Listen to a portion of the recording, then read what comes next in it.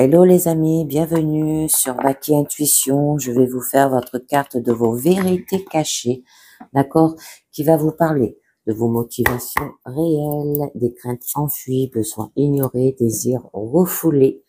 Alors on vous dit, êtes-vous prêt à y faire face, à accepter que vos vérités cachées soient mises à jour et à cesser de laisser vos peurs vous contrôler? Et la carte, elle a sauté. Et on vous dit aussi qu'elle vous accompagne dans la prise de bonnes décisions, dans la connaissance de vous-même. Et on nous parle de la carte 26, les amis. Alors, attendez, j'étale mes cartes. Si des fois on m'en redemande une, on sait jamais. Donc, on vous parle de l'impact. Vous ne voyez pas l'impact que vos pensées, vos croyances, vos paroles et vos actions ont sur les autres. Dans cette situation, vous faites du mal aux autres, mais vous en êtes pas conscient. Remarquez l'impact de votre langage corporel sur les autres. Choisissez-vous des mots qui peuvent être mesquins ou incompris et provoquer des sentiments négatifs.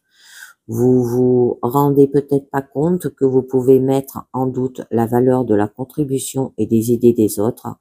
Est-ce que vous rationalisez le fait de blesser les autres en pensant ou en disant les choses comme « il ou elle s'en remettra »,« il ou elle est trop sensible »,« je suis juste honnête » ou « on ne fait pas d'omelette sans casser les œufs ».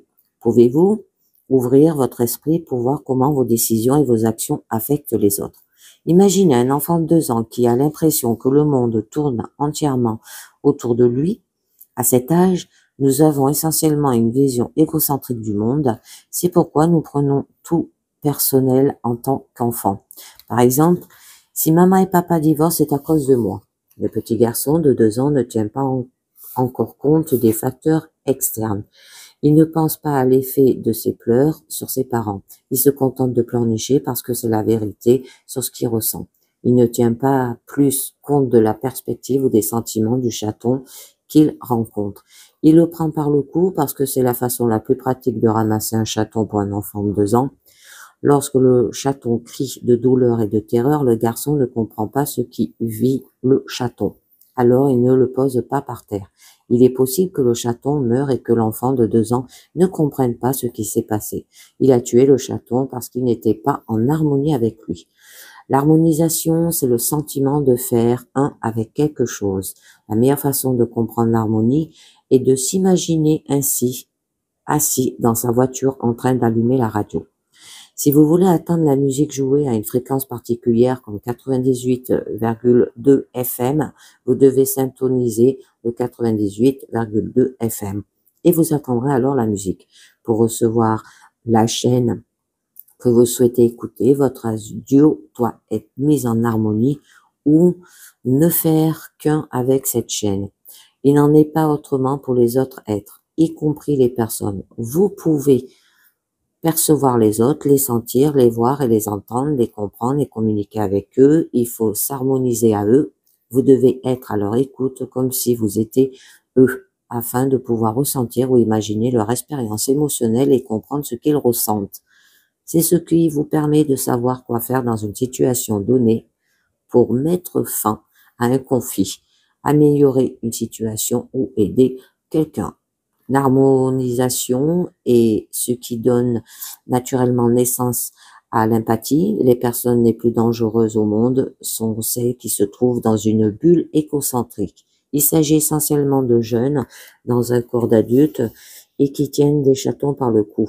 Mais ces chatons sont d'autres personnes. Ils sont formidables que tous les gens sortent naturellement de la bulle égocentrique et se mettent en harmonie. Mais la réalité est que certains ne le font pas.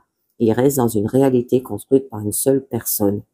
Alors, il y a des gens qui adoptent la philosophie selon laquelle nous sommes totalement responsables de ce que représentent les autres. Et il y a des gens qui pensent que nous ne sommes en aucun cas. Ces deux points de vue diamétralement opposés ne représentent pas une image complète de la réalité et par conséquent, ils conduisent à la souffrance.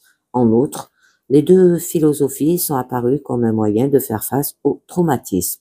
Mais si vous avez tiré cette carte, eh bien, vous êtes peut-être en train de tomber dans la deuxième philosophie illusoire. Le principal problème de cette philosophie, excusez-moi, est que ceux qui le soutiennent se voient comme séparés.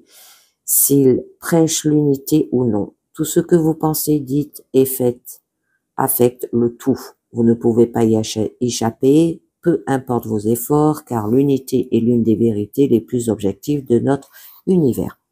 Beaucoup de personnes qui adhèrent à la philosophie selon laquelle on n'est pas responsable de ce que ressentent les autres pensent qu'ils ont tous compris parce qu'ils ne souffrent pas beaucoup.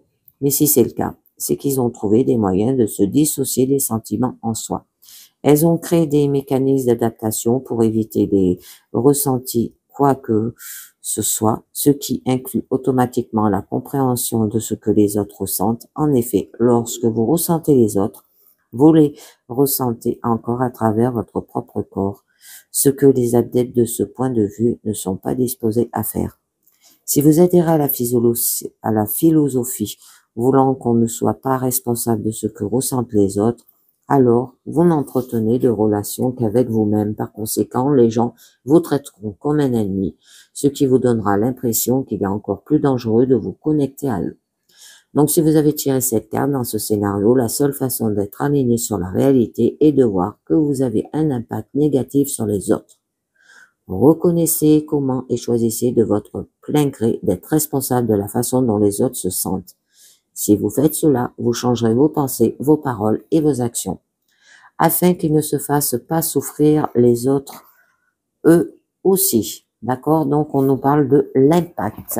Vous faites un impact sur les autres, les amis.